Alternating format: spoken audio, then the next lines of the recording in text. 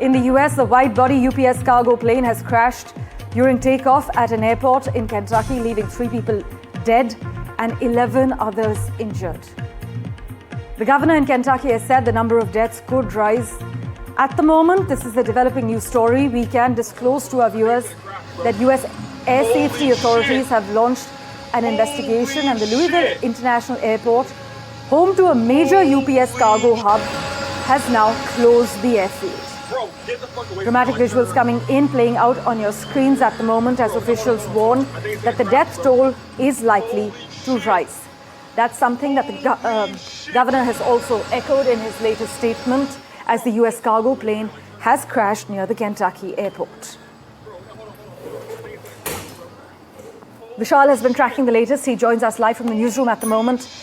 Vishal, unfortunate news coming in from the US this morning of 3 deaths and 11 injuries so far. That's exactly right, Parmeshwar, and the numbers are likely to rise is what the officials have just said. The briefing has just ended.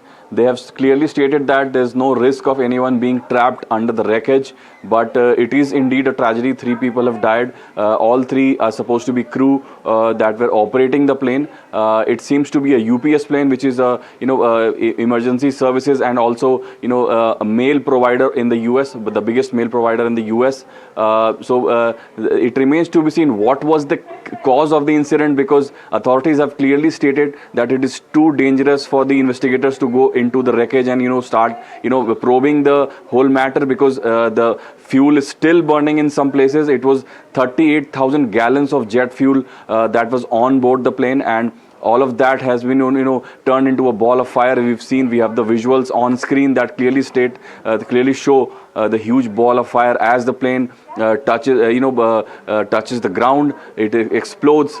3 people have died, as I mentioned previously, and 11 people have been injured. It still the cause of the incident, as I mentioned, is likely to be determined in weeks or months. It could take some time, because NTSB, the top body that investigates these cases, they are yet to deploy investigators to the scene. As I mentioned, it's too dangerous for them to go into the wreckage right now, as the fuel is still burning. We have the latest images on screen. In the recent 1 year or so, there have been many instances of air crashes in the US, on the US soil, and which have sort of put a big question mark on the whole US aviation industry, because it seems to be one of the safest destinations as far as the aviation is concerned, but there have been many instances, as I mentioned. So this will have to be investigated properly, and the Kentucky governor has clearly stated that 3 people have died and numbers are likely to rise. Right. Meanwhile, Vishal, just talk to us about what we're seeing on our screens at the moment. This footage, it appears to show that the aircraft's left engine is on fire as it attempted to lift off as well.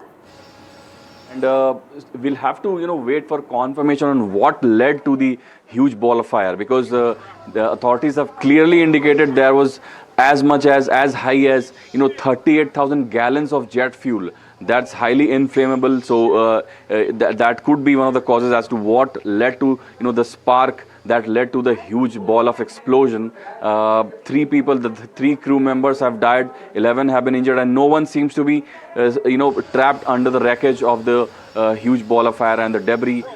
People are still trying to get to the wreckage. As I mentioned, it's too dangerous to approach the site because it's still burning. Jet fuel can raise the temperatures more than 1,000 times to the normal temperature. So that gives you a scale of the damage that can be done to the people who try to approach the scene and try to do some probing into the matter. It's too early to comment on the cause. Air crash investigations sometimes take years.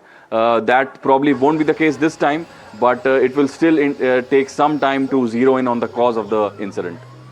Right, we'll of course keep a close eye on all the developments. Vishal, though this crash has occurred as the United States continues to face a prolonged government shutdown as well, that seems to have disrupted aviation operations. That's exactly right, and that's a very key point that you mentioned, because these disruptions have been attributed to this shutdown, because due to the shutdown, a lot of these aviation crew members have been furloughed. They have been put on indefinite leave, and sometimes, the fact that they have been on unpaid, working schedule, they seem to take, unscheduled leaves, and the government cannot really do anything about it. So a lot of people seem to be on leave as far as the whole aviation spectrum is concerned in the US.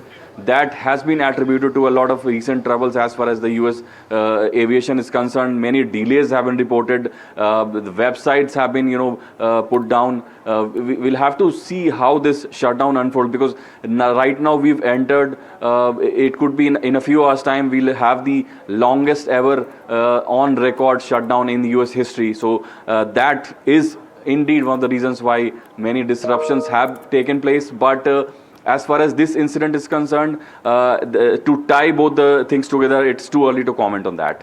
Vishal, as always, thank you so much for joining us with all the key details at this point.